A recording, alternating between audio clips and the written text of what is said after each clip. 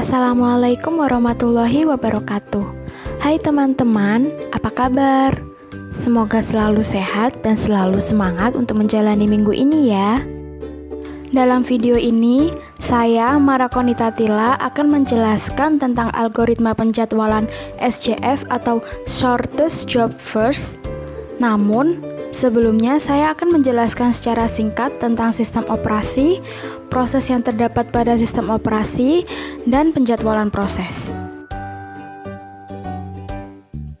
Sistem operasi merupakan sebuah penghubung antara pengguna dan perangkat keras komputer. Sebelum adanya sistem operasi, orang hanya menggunakan komputer dengan menggunakan sinyal analog dan sinyal digital. Seiring dengan berkembangnya teknologi, saat ini ada berbagai macam sistem operasi dengan keunggulan masing-masing.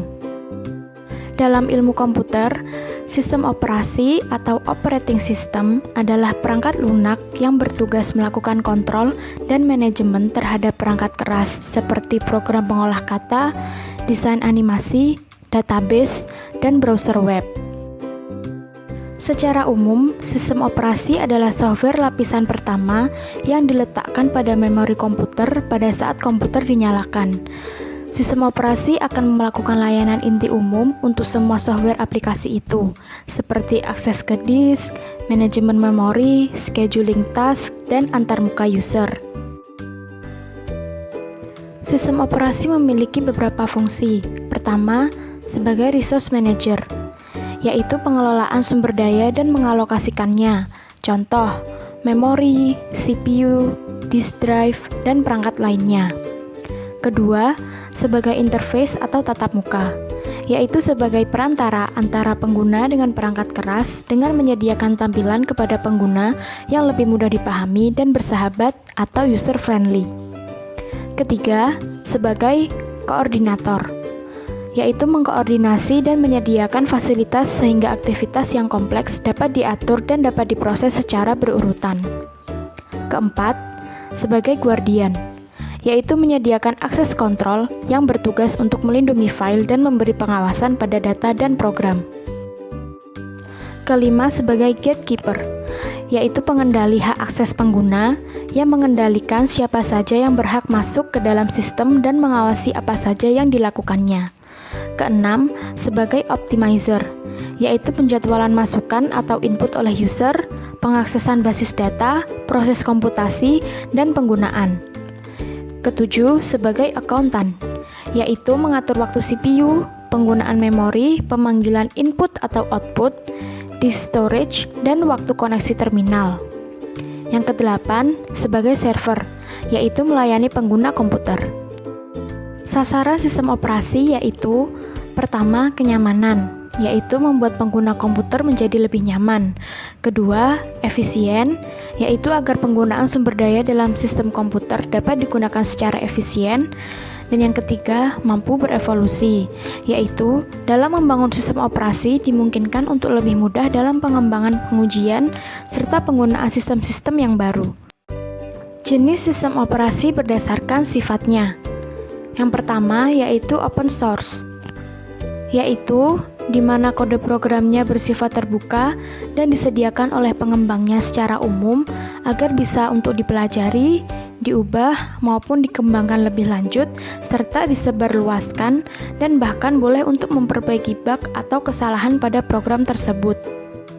Contoh sistem operasi open source yaitu Linux, Unix, Fedora, Linux Ubuntu, OpenSUSE, dan Condra Linux. Yang kedua yaitu closed source, yaitu perangkat lunak atau software yang dipublikasikan tanpa diberikan kode sumbernya. Secara umum, software closed source memiliki lisensi atau hak cipta yang bertujuan untuk melindungi software dari penggunaan yang dapat merugikan si pembuat software dan menguntungkan pihak ketiga. Sistem operasi closed source adalah sistem operasi yang kodenya tidak bisa dibuka untuk umum. Pemilik kode closed source bisa membagikan kodenya melalui lisensi secara gratis maupun dengan membayar. Contoh sistem operasi closed source adalah MS-DOS, Windows XP, Windows Server, 2003, Windows Server 2008, Windows 7, Windows 8, dan Windows 10. Jenis sistem operasi berdasarkan interface-nya. Yang pertama ada GUI atau Graphical User Interface, yaitu sistem operasi yang menggunakan tampilan grafis, dapat dikendalikan menggunakan beberapa macam alat input seperti mouse, keyboard, touch screen, dan lain-lain.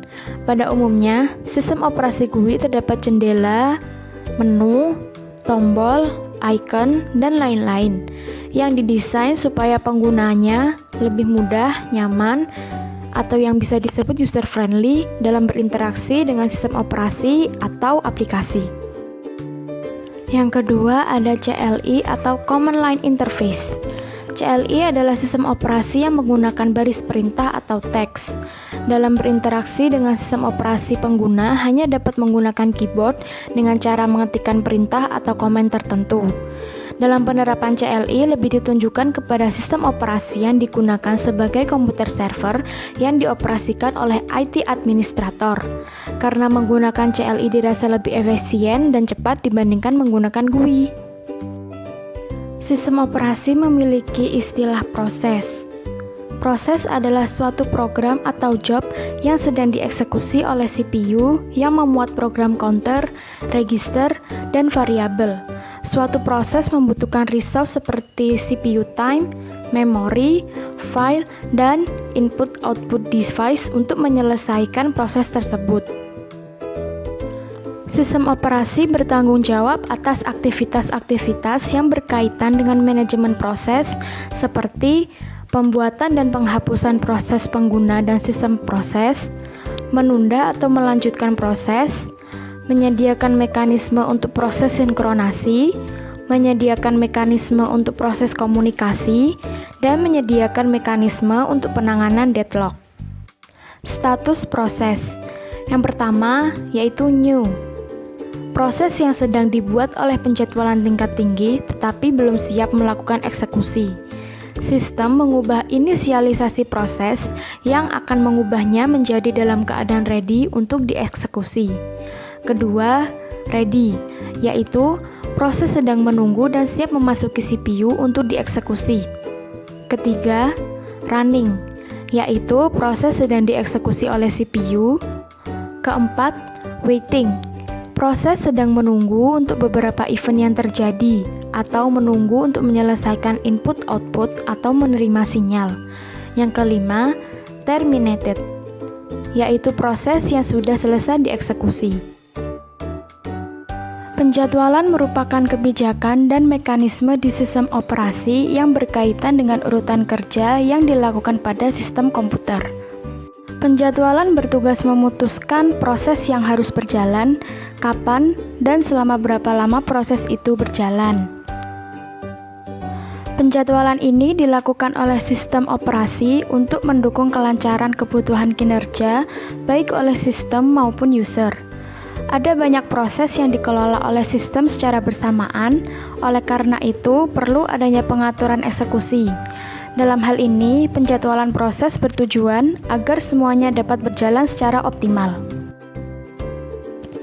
Penjadwalan proses memiliki kriteria, yaitu pertama, adil atau fairness. Setiap proses harus dilayani secara merata oleh sistem operasi, artinya melakukan. Kedua, efisiensi. Efisiensi ini terkait dengan kemampuan sistem operasi untuk memanfaatkan pemroses maksimal mungkin dalam menyelesaikan semua proses yang ada. Ketiga, waktu tanggap atau terminal response time, yaitu meminimalkan waktu yang diperlukan untuk menjalankan suatu proses dari saat perintah input terakhir dimasukkan sampai output pertama muncul di layar. Keempat, waktu tunggu atau waiting time, yaitu meminimalkan waktu yang diperlukan oleh sistem operasi untuk menjalankan proses dari saat kejadian hingga instruksi pertama dari proses tersebut dieksekusi. Kelima, turnaround time, yaitu meminimalkan waktu yang diperlukan oleh suatu proses dieksekusi oleh sistem operasi mulai dari saat proses masuk ke sistem hingga eksekusi berakhir. Keenam, throughput, yaitu memaksimalkan nilai yang menunjukkan jumlah proses yang dapat dijalankan oleh sistem operasi pada selang waktu tertentu. Strategi penjadwalan proses yaitu: pertama, non-preemptive, artinya pemroses tidak dapat diambil alih oleh pemroses lain sampai proses tersebut selesai. Kedua, preemptive, artinya proses dapat diambil alih oleh proses lain sehingga proses disela sebelum selesai dan harus dilanjutkan sampai jatah waktu pemroses tiba kembali pada proses tersebut.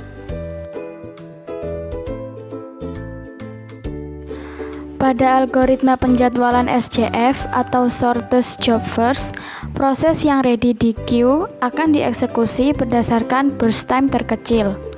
Hal ini mengakibatkan adanya waiting time yang pendek untuk setiap prosesnya.